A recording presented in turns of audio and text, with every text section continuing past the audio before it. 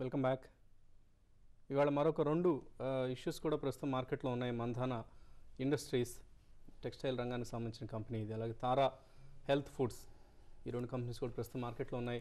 ఇవాళతో Mandhana industries issue close అవుతుంది, రేపటితో తారా health foods issue కూడా క్లోజ్ అవుతుంది. ఇందాకే మనం అనుకున్నాం ఎస్జేవిఎన్ సట్లజ్ జల్ విద్యుత్ నిగమ్ లిమిటెడ్, జేపీ ఇన్ఫ్రా, ఈ రెండు ఇష్యూస్ ఇవాళ ప్రారంభమవుతున్నాయి. సో ఐపీఓ మార్కెట్ చాలా బజింగ్ యాక్టివిటీ కనిపిస్తుంది. అలాగే కొన్ని ఈమెయిల్ సందేహాలను గమనిద్దాం. గోపీకృష్ణ అడుగుతున్నారు, Canara bank, siemens, power finance corporation వీటిల్లో డీసెంట్ ప్రాఫిట్స్ వచ్చే అవకాశం ఉందా 9 to 12 monthsలో అడుగుతున్నారు. సిమెన్స్ ఆల్రెడీ బాగా అప్రిషియేట్ అయిందండి, అందుకని చెప్పేసి ప్రిఫరబ్లీ వెయిట్ ఫర్ కరెక్షన్ అంటాను. But Canara bank looks attractive అనమాట ఈ రీసెంట్ రిజల్ట్స్ తర్వాత కూడా, కాబట్టి at lower levels definitely Canara bank by చేయొచ్చు. థర్డ్ స్టాక్ ఏది చెప్పారు?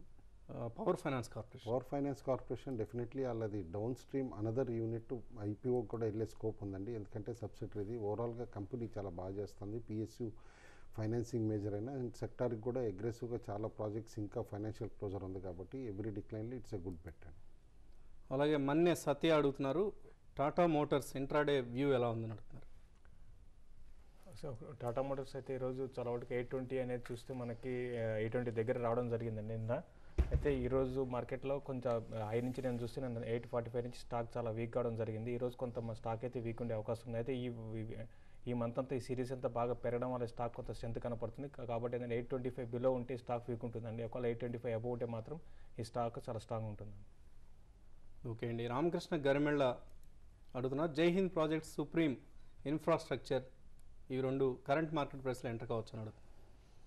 రీసెంట్లీ బాగా రన్అప్ వచ్చిందండి జైహింద్ ప్రాజెక్ట్స్ మాత్రం. Definitely wait for a correction to buy అనమాట. సుప్రీం ఇన్ఫ్రా మాత్రం యాజ్ ఆఫ్ నో కరెంట్ వాల్యుయేషన్లో అవాయిడ్ చేస్తాం. ఓకే అండి. థామస్ కుక్ 74లో ఉన్నాయి, హోల్డ్ ఆర్ ఎగ్జిట్ అని అడుగుతున్నారు సుధా. థామస్ కుక్ అయితే హోల్డ్ చేయమని చెప్తానండి. అయితే ఇది బాగా కన్సాలిడేషన్ ఫేజ్లో ఉంది, పెద్ద అప్ ట్రెండ్ ఉండలేదు, పెద్ద డౌన్ ట్రెండ్ ఉండలేదు. సో హోల్డ్ చేయమని చెప్తాను. ఓకే అండి. కుమార్ రెడ్డిస్ అడుగుతున్నారు, ఎక్సెల్ టెలికాం కోర్స్ ఇందాక మనం సమాధానం ఇవ్వడం జరిగింది, 39లో బై చేశారు. ఎన్హెచ్పిసి 32లో ఆయన బై చేశారు 1000 shares, హోల్డ్ ఆర్ ఎగ్జిట్ అని అడుగుతున్నారు. లాంగ్ టర్మ్ కోసం డెఫినెట్లీ హోల్డ్ అండి. సో ఎన్హెచ్పిసి డెఫినెట్గా హోల్డ్ చేయండి మెహర్ కుమార్ రెడ్డి గారు. అలాగే next mail Lakshmi, Moser Baer 107లో బై చేశారు, ఇది హోల్డ్ ఆర్ ఎగ్జిట్ అని అడుగుతున్నారు. కరెంట్ లెవెల్ నుంచి ఎస్ఐపి లాగా స్లోగా డెఫినెట్లీ యావరేజ్ చేయమంటానండి. ఎందుకంటే చాలా హైప్ వస్తుందన్నమాట సోలార్ పవర్ ప్యానెల్స్ పైన. అండ్ ఇలా ప్రొడక్షన్ కమెన్స్ అయిన తర్వాత థిన్ సోలార్ ప్యానెల్స్లో which are suitable for Indian atmosphere, this will be the largest manufacturer అనమాట. Maybe the world's 4th largest కూడా అవ్వచ్చు అనమాట. ఓవరాల్ ప్రొడక్షన్ కెపాసిటీ అంతా కమిషన్ అయితే డెఫినెట్లీ కరెంట్ లెవెల్స్ నుంచి ఎవ్రీ లెవెల్లో మీరు యావరేజ్ చేసుకుంటూ హోల్డ్ చేయండి. Definitely target price is 150 rupees within 12 months అని. అండి మోజర్ బైర్లో 150 rupees టార్గెట్ ప్రైస్ చెప్తున్నారు.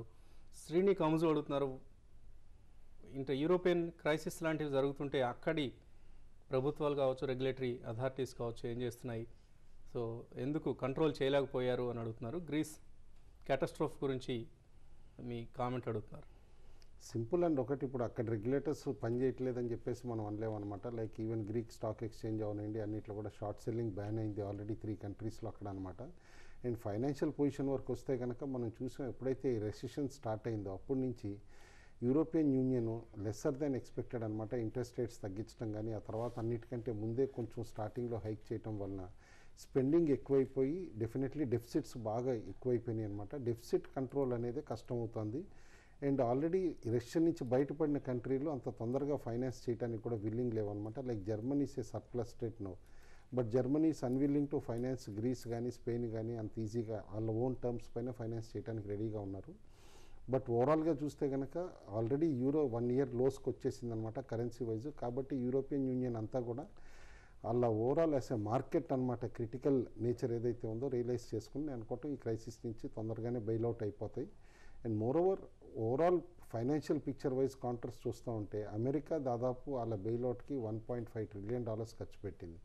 మొత్తం ఈ పిగ్ నేషన్స్ అన్నిటికీ కూడా బెయిల్అవుట్కి amount needed might be only 200 billion అనమాట. కాబట్టి it will not be a big problem to be solve in medium to short term horizon అని చెప్పేసి అనుకుంటున్నాను. ఓకే అండి. ఎనీవే శ్రేణి, ఇందాకే మనం ఇనీషియల్ రిమార్క్స్లోనే అనుకున్నాం గ్రీస్ లాంటి దేశాల సంక్షోభం గురించి ఎక్కువ ఆలోచించాల్సిన అవసరం లేదు. ఇండియన్ మార్కెట్స్లో, ఇండియన్ ఎకానమీలో ఏం జరుగుతుందో మనం నిశ్చితంగా పరిశీలిస్తే సరిపోతుంది. ఎవ్రాన్ సిస్టమ్స్ హోల్డ్ చేస్తున్నారు 450లో జిఎన్కే హరికిరణ్. ప్రస్తుత లెవెల్స్లో ఎటువంటి ట్రేడింగ్ కోసం ఆయన అడుగుతున్నారు.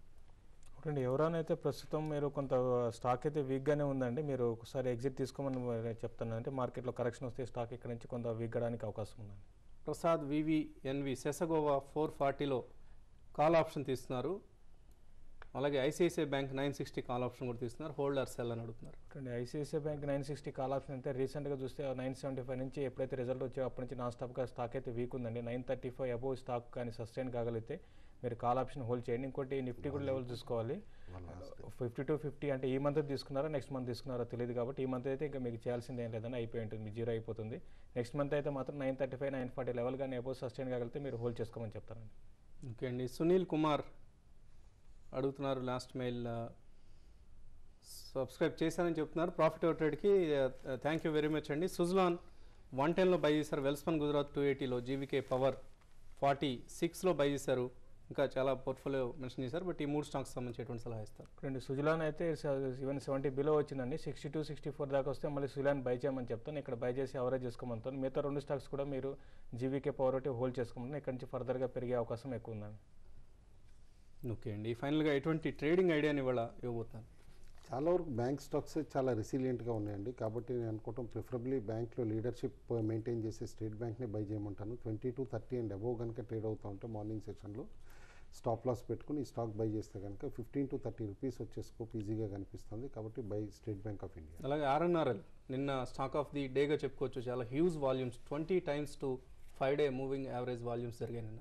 యాక్చువల్గా మనం రీకాల్ చేసుకుంటే అండి 1 వీక్ బ్యాక్ మనం క్లియర్గా చెప్పాం అనమాట. జడ్జిమెంట్ బాలకృష్ణన్ గారు రిటైర్ అవుతున్నారు కాబట్టి May 11th ఈ లోపల జడ్జిమెంట్ వస్తుంది. ఆ జడ్జిమెంట్ కూడా 30th కానీ అలా రావచ్చు అని చెప్పేసి ఇది ఏదైనా ఆర్ఎన్ఆర్ఎల్ పాజిటివ్గా వచ్చే అవకాశం కనిపిస్తుంది. పాసిబిలిటీ ఏంటంటే ఇలాంటి రూమర్స్ వలన పెరగటాలు ఇవన్నీ మనం చూస్తాం. కానీ ఇన్వెస్టర్స్ మాత్రం ఇది స్పెక్యులేటర్స్ మాత్రం ఫ్యూచర్స్లో కంటే ఆప్షన్లో ట్రేడ్ చేయమని చెప్పేసి చాలాసార్లు అడ్వైస్ కూడా ఇస్తూ ఉన్నాను. In fact RNRL 70 rupees call option కనుక మనం లాస్ట్ టైం చెప్పినప్పుడు బై చేసి ఉంటే కనుక అప్పుడు రికమెండ్ చేసింది కూడా 70 రూపీస్ కాల్ ఆప్షనే. ₹1.50 నిన్న 5 రూపీస్ అయిపోయిందనమాట. కాబట్టి ఆల్రెడీ ఆప్షన్లో అంత యాక్టివిటీ నడుస్తుందంటే definitely punters are betting that judgement is in favour of RNRL and against Reliance industries అని. బట్ మాకు సోర్సెస్ చెప్తున్న దాన్ని బట్టి మాత్రం క్లియర్లీ ఏంటంటే ఆల్రెడీ పవర్ ప్లాంట్ సెటప్ చేయలేదు కాబట్టి RNRL supreme court may give permission for gas to be sold to RNRL till the power plant is setup at government fixed rates అనమాట. దట్ ఈస్ $4+లో. అండ్ వన్స్ పవర్ ప్లాంట్ పెట్టిన తర్వాత family agreement ప్రకారం ఆ $2 చేంజ్కి Reliance industry supply చేయాల్సి వస్తుంది. కాబట్టి it will be via media జడ్జిమెంటే కానీ ఏ ఒక్క గ్రూప్కి టోటలీ ఫేవరబుల్ ఉండదు. ఎందుకంటే గవర్నమెంట్ ఇంట్రెస్ట్ కూడా సుప్రీంకోర్టు టేక్ కేర్ చేస్తుంది కాబట్టి. ఓకే అండి. మీరు ఎటువంటి ఐడియా ఇస్తున్నారు? సో ఈరోజు మార్కెట్ అయితే చాలా వరకు వోల్టాలిటీ ఉంటుంది. F&O క్లోజింగ్ లాస్ట్ డే కాబట్టి ఒక 20 to 30 పాయింట్స్ రేంజ్లో నిఫ్టీ కొనసాగే అవకాశం ఉంది. ఇండియా సిమెంట్స్ ఒకటి 130 బిలో ఉంటే షార్ట్ సెల్ చేయమంటాను. 132 దగ్గర స్టాప్ లాస్ పెట్టుకోమంటాను. 128 to 126 దాకా ఇంటర్డేలో స్టాక్ రావడానికి అవకాశం, కిందకి రావడానికి అవకాశం ఉంది. ఓకే అండి. అలాగే టెక్స్టైల్ స్టాక్స్ కూడా ఒక కంట కనిపెట్టండి.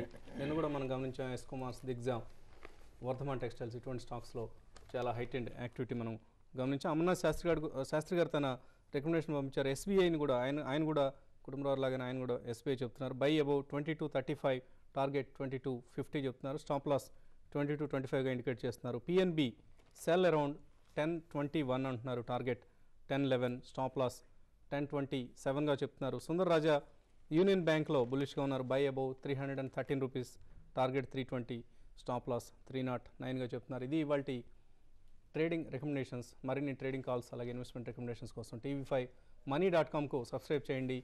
తప్పనిసరిగా ఎనలిస్ట్ ఇచ్చే ఈ రికమెండేషన్స్ను వినియోగించుకోండి. మధ్యాహ్నం 1:30కు బిజినెస్ లంచ్లో కలుద్దాం.